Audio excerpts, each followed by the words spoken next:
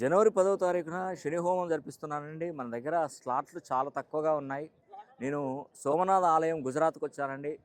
ఆ స్వామివారిని జ్యోతిర్లింగ క్షేత్రాన్ని సోమనాథ్ జ్యోతిర్లింగ క్షేత్రం దర్శించుకొని, ఆ స్వామివారిని నేను కోరుకున్నదేంటంటే, రేపు జనవరి 10వ తారీఖున జరిగేటువంటి శని హోమానికి ప్రతి ఒక్కరికి విజయం ప్రసాదించమని ఆ యొక్క దేవదేవుడిని, ఆ పరమశివుడిని నేను వేడుకున్నాను.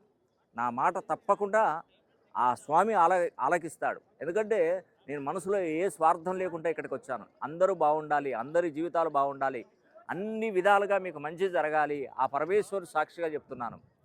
ఇక నుండి జరగబోయేదంతా వేరే ఉంటదండి. ఎందుకంటే 2026 సంవత్సరం మొత్తం కూడా నేను ఏడికొచ్చానంటే ద్వారకా వచ్చాను. శ్రీకృష్ణుని దర్శించుకున్నాను.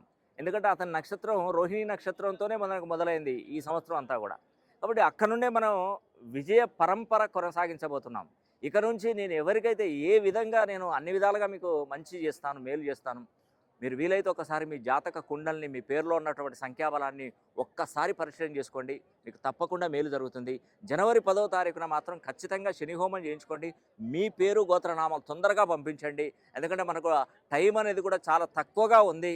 మీరు దాన్ని టైం వేస్ట్ చేసుకునే ప్రయత్నం చేయకండి, దయచేసి చెప్తున్నాను. కాబట్టి ఈ యొక్క అవకాశాన్ని మీరు సద్వినియోగం చేసుకుంటే ఆ పరమేశ్వరుడి యొక్క అనుగ్రహం మీకు తప్పకుండా కలుగుతుంది.